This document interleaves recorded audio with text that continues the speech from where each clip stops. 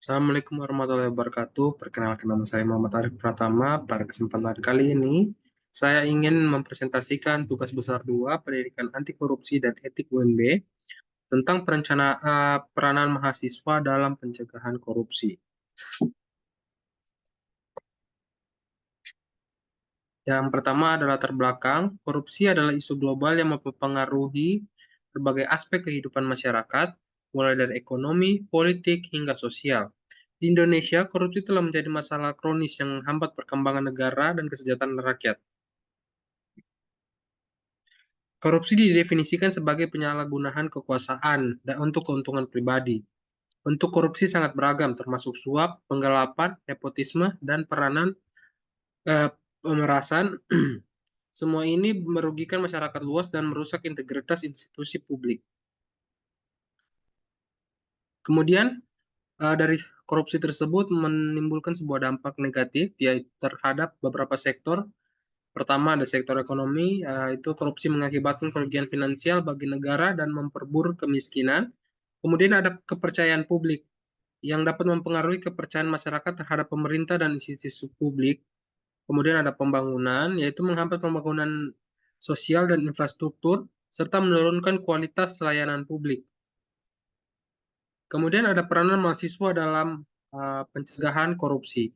Yang pertama bisa dilakukan dengan edukasi dan kesadaran, yaitu dengan meningkatkan pengetahuan dan kesadaran masyarakat tentang bahaya korupsi. Jadi pada poin ini bisa dikembangkan dalam mahasiswa bisa mengembangkan sebuah metode untuk memperkenalkan dan mengedukasi kembali kepada masyarakat mengenai bahayanya korupsi dan juga dapat membantu teman-teman mereka dalam pengenalan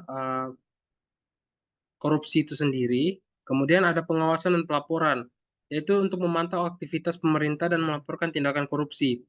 Nah, dengan hal tersebut diharapkan mahasiswa berperan aktif dalam memerangi korupsi dengan melaporkan tindakan-tindakan yang menyimpang, apalagi berkaitan dengan korupsi. Kemudian ada keterlibatan dalam organisasi anti korupsi, yaitu aktif berpartisipasi dalam organisasi dan gerakan-gerakan anti korupsi. Dalam hal ini, mahasiswa diharapkan bisa berperan aktif di lingkungan masyarakat dengan mengikuti organisasi-organisasi yang menjunjung tinggi budaya anti korupsi.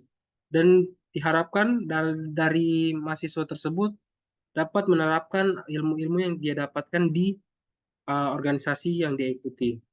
Kemudian ada tantangan bagi mahasiswa. Tantangan di sini ada seringkali didapatkan mahasiswa ketika ingin mengembangkan sebuah ide tentang bagaimana mengembangkan sebuah budaya anti korupsi. Pertama yaitu kurangnya dukungan.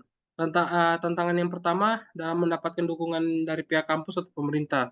Terkadang dalam mendapatkan dukungan tersebut banyak pihak yang menyepelekan masalah ini sehingga mereka menganggap masalah ini tidak terlalu penting untuk diangkat lebih jauh. Kemudian ada risiko pribadi, ancaman terhadap keselamatan mahasiswa yang terlibat dalam upaya pencegahan korupsi. Dalam hal ini bisa dikatakan dengan memerangi praktik korupsi, mahasiswa bisa saja mendapatkan perlakuan-perlakuan yang tidak pantas dari oknum-oknum yang melakukan tindakan yang ingin mereka cegah dan ingin mereka atasi. Kemudian ada ketidakpercayaan, yaitu hambatan dalam membangun kepercayaan dengan masyarakat dan lembaga, terutama jika korupsi sudah sangat merajalela. Dalam hal ini, eh, kepercayaan yang didapatkan oleh mahasiswa itu sendiri cukup minim, apalagi untuk di, di lingkungan di mana budaya korupsi tersebut sudah mengakar dan sulit untuk dicegah. Masyarakat di daerah tersebut mungkin akan sulit untuk menerima tentang bagaimana edukasi yang diberikan kepada mereka tentang bagaimana bahaya korupsi dan juga dampak-dampak apa saja dan juga metode-metode yang sekiranya dapat mencegah terjadinya praktik korupsi. Kemudian edukasi dan kesadaran yang bisa dilakukan oleh mahasiswa yang untuk mengembangkan mengembangkan motivasi mereka dalam memberantas korupsi, yaitu bisa melakukan seminar dan workshop, mengadakan acara yang meningkatkan kesadaran tentang korupsi di kalangan mahasiswa dan maupun masyarakat.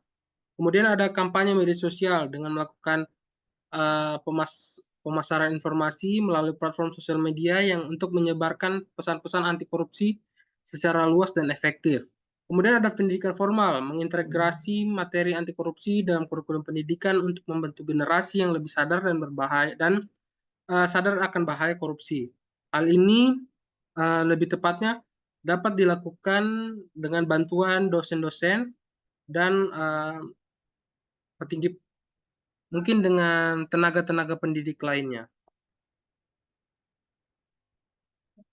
Jadi kesimpulannya dari materi ini yaitu mahasiswa memiliki potensi besar dalam pencegahan korupsi. Kemudian kolaborasi dan partisipasi aktif dari mahasiswa diperlukan untuk menciptakan sebuah perubahan besar dan perubahan nyata. Kemudian dengan mengedukasi, pengawasan, dan keterlibatan dalam organisasi adalah kunci utama dalam pencegahan korupsi itu sendiri. Cukup sekian, mohon maaf bila ada kesalahan. Wabillahi taufiq wa hidayah. Wassalamualaikum warahmatullahi wabarakatuh. Terima kasih.